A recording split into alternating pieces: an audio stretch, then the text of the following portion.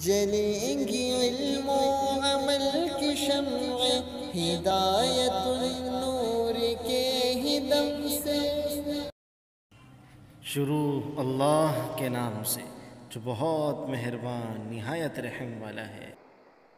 شریعت مطہرہ میں اللہ پاک نے قرآن عظیم کے اندر اور آپ صلی اللہ علیہ وسلم نے حدیث مبارکہ کے اندر جس طرح نماز روزے کا حکم دیا ہے، اسی طرح یہ حکم بھی ہے کہ اگر کوئی آپ کا عزیز قریب ہے، آپ کا رشتہ دار ہے، آپ کا چاچا، آپ کا تایا، آپ کا ماموں، آپ کی خالہ، کوئی بھی قریبی رشتہ دار ہے تو اس کا آپ کے اوپر حق ہے۔ وہ کیا حق ہے؟ وہ حق یہ ہے کہ اس کے خیر خیریت دریافت کرتے رہنا، اس سے ملاقات کرتے رہنا، ان کے ہاں آتے جاتے رہنا، مالی جسمانی جس طرح اللہ نے آپ کو طاقت دی جتنا آپ کے بس میں ہو آپ ان کی مدد اور ان کی اعانت کرنا، یہ شریعت کا حکم ہے۔ عام طور پر لوگ اس کو اخلاق سمجھتے ہیں، اچھی بات سمجھتے ہیں۔ یہ صرف اچھی بات نہیں، صرف سنت نہیں، صرف نفل نہیں، بلکہ اللہ کا حکم ہے۔ میں نے تو یہاں تک اپنے بزرگوں سے سنا ہے، اپنے اساتذہ سے سنا ہے کہ بھئی کہ حسب استطاعت، حسب توفیق، اللہ نے جتنی آپ کو توفیق دی ہے، ہفتے میں ہو، ہفتے میں نہیں تو کم از کم مہینے میں ایک مرتبہ ان کے پاس جانا، کچھ تحفے تحائف ہدیہ ان کے پاس لے جانا، ان کی خیر خیریت معلوم کرنا، یہ ہم پر شرعی حق ہے، شرعی ذمہ داری ہے۔ اور اگر بیمار ہو جائے تو اس کی بیمار پرسی کرنا، یہ تو ایک عام مسلمان کا حق ہے۔ اگر آپ کے آس پڑوس میں کوئی مسلمان بیمار ہو جاتا ہے تو اس میں جانا، اس کی خیریت دریافت کرنا، اسپتال جانا، گھر جانا، یہ تو عام مسلمان کے حقوق میں سے۔ رشتہ دار اگر ہے، آپ کا عزیز قریب ہے تو اس کا حق اور زیادہ ہے۔ اسی طرح اگر کسی کا انتقال ہو جاتا ہے تو ہم اس کے جنازے میں جانے کو کافی شافی سمجھتے ہیں، یہ بھی صرف ایک عام مسلمان کا حق ہے۔ رشتہ دار کا حق اس سے بڑھ کر، اس سے زیادہ ہے۔ اور اس لیے مسلمان کو معلوم ہونا چاہیے کہ میرے والدین کا جس طرح مجھ پر حق ہے، اسی طرح میرے عزیز و قارب کا بھی مجھ پر حق ہے، ان کو ادا کرتے رہنا چاہیے۔ وَآتِ ذِی الْقُرْبَىٰ حَقَّهُ، قرآن کریم میں جو فرما اس کا مطلب یہی ہے، جو تمہارے قرابت دار ہیں ان کے جو حقوق تم پر ہیں ان کو ادا کرو۔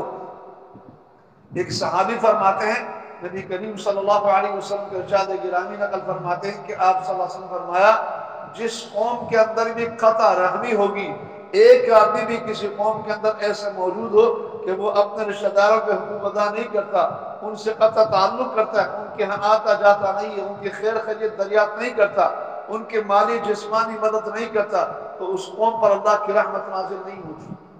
حضرت مولانا عاشق الہی صاحب نور اللہ مرقدہ نے اس حدیث کو نقل کر کے فرمایا کہ ہم مسلمانوں کو سوچنا چاہیے، غور و فکر کرنا چاہیے۔ نبی کریم صلی اللہ علیہ وسلم اللہ کی طرف سے کتنی سخت وعید سنائی کہ بھئی کہ اگر میری برادری میں، میرے خاندان میں، میرے معاشرے میں اگر ایک آدمی بھی ایسا ہوگا جو اپنے عزیز و قارب کا خیال نہیں رکھتا، ان کے ہاں نہیں جاتا، ان کے حقوق ادا نہیں کرتا، ان کی جو ذمہ داری ہے ان کو نہیں نبھاتا، ان کی خیر خیریت دریافت نہیں کرتا، تو اللہ کی رحمت نازل نہیں ہوگی۔ اس سے معلوم یہ ہوتا ہے کہ میرا نمازی ہونا، میرا روزہ دار ہونا، میرے عبادتیں سب اپنی جگہ پر ہیں، اللہ کی رحمت کو کھینچنے والی ہیں، لیکن اگر یہ نقصان، یہ گناہ میرے اندر ہو تو ہو سکتا ہے کہ اللہ کی رحمت رک جائے، اللہ کی رحمت نازل نہ ہو۔ اسی طرح ایک حدیث مبارکہ میں نبی کریم صلی اللہ علیہ وسلم نے یہ بھی فرمایا کہ اگر کسی نے اپنے بھائی کے ساتھ 3 دن تک قطع تعلق کر لی اور 3 دن کے بعد بھی اس سے کوئی سلام دعا، اس سے میل جول، اس کے ساتھ تعلقات قائم نہیں کیے، خدا نخواستہ اسی حالت میں اگر اس کا انتقال ہو گیا تو وہ جہنم میں جائے گا۔ یعنی نیک اعمال اپنی جگہ پر ہے، یہ اس کو جنت میں لے جائیں گے، اس کے تہجد، اس کے نیک اعمال، اس کی عبادت، اس کے تلاوت سب کچھ ہے، اس کو جنت میں لے جائیں گے، لیکن قطع تعلق کی وجہ سے، اپنے رشتہ دار کے ساتھ جو حقوق ہے ان کو ادا نہ کرنے کی وجہ سے ہو سکتا ہے اس کو اگرچہ تھوڑی دیر کے لیے کیوں نہ ہو جہنم میں جانا پڑے۔ اس لیے اگر میرا چاچا ہے، میرا تایا ہے، میری خالہ ہے، اگر وہ میری مدد کے محتاج ہے، میری مدد کی ان کو ضرورت ہے، تو کبھی بھی اپنے آپ کو لاپرواہ نہیں سمجھنا چاہیے، بلکہ یہ سمجھنا چاہیے کہ بھئی کہ ہو سکتا ہے کہ میری ان کے ساتھ مدد کرنے کی وجہ سے اللہ کی رحمت میری طرف متوجہ ہو جائے۔ میں تو یہ سمجھتا ہوں کہ ہماری دعاؤں کی قبولیت کا ایک بہت بڑا ذریعہ یہ بھی ہے، بہت بڑے بڑے گناہوں کے معافی کا ذریعہ ایک بھی ہے، ایک یہ بھی ہے۔ ایک صحابی نبی کریم صلی اللہ علیہ وسلم کے پاس آیا اور عرض کے کیا رسول اللہ، مجھ سے فلانا بڑا گناہ ہوا ہے، میرے بخشش کی صورت کیا ہوگی؟ آپ صلی اللہ علیہ وسلم فرمایا کہ تمہاری ماں زندہ ہے، تو کہا کہ نہیں میری ماں تو فوت ہو چکی ہے۔ کہا تمہاری خالہ زندہ ہے؟ کہا کہ ہاں میری خالہ ہے۔ تو کہا کہ جاؤ اس کی خدمت کرو، اس کی برکت سے اللہ تمہارا یہ گناہ معاف کرے گا۔ وہ کوئی چھوٹا موٹا گناہ نہیں ہوگا، بڑا گناہ ہوگا۔ جبھی نبی کریم صلی اللہ علیہ وسلم نے یہ فرمایا کہ میں خدمت کرو گے تو تمہارے گناہ معاف ہو سکے گا۔ یہ نہیں فرمایا کہ تم استغفار کر لو، اتنا صدقہ خیرات کر لو، بلکہ یہ فرمایا کہ ان کی خدمت کرو، ہو سکتا ہے اس کی برکت سے اللہ تمہارے اس گناہ کو معاف فرمائے۔ تو معلوم یہ ہوتا ہے کہ دعاؤں کی قبولیت، ہمارے نیک اعمال کے قبولیت، ہمارے رحمت نازل ہونا، ان کا دارمدار اس پر ہے کہ ہم قطع تعلق نہ کریں۔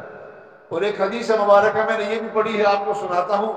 شب قدر کی صبح کو، جس رات شب قدر ہوتی، چاہے وہ 21ویں شب کو ہو، چاہے وہ 23ویں کی ہو، 25ویں کی ہو، کسی بھی رات جب ہوتی ہے تو صبح جب ہوتی ہے تو فرشتوں کا اجتماع ہوتا ہے، بہت بڑا اجتماع ہوتا ہے۔ فرشتے اب جبرائیل سے پوچھتے ہیں کہ اللہ رب العزت نے امت محمدیہ کی حاجتوں کے بارے میں کیا فیصلہ فرمایا؟ یعنی رحمت کا فیصلہ فرمایا، مغفرت کا فیصلہ فرمایا، جہنم سے خلاصی کا فیصلہ فرمایا، یا جہنم میں جانے کا فیصلہ فرمایا؟ تو جبریل علیہ السلام فرشتوں سے فرماتے ہیں کہ اللہ رب العزت نے پوری امت کی مغفرت فرما دی، لیکن 4 قسم کے لوگوں کی اللہ نے مغفرت نہیں فرمائی۔ ایک وہ آدمی جو شراب کا عادی ہوتا ہے، ایک وہ آدمی جو اپنے ماں باپ کا نافرمان ہوتا ہے، ان کو تکلیف دینے والا ہوتا ہے، اور ایک آدمی وہ جو قطع تعلق کرنے والا ہوتا ہے، اپنے رشتہ داروں کے ساتھ تعلقات صحیح نہیں رکھتا، اور ایک وہ آدمی جس کے دل میں بغض و کینہ و حسد ہو۔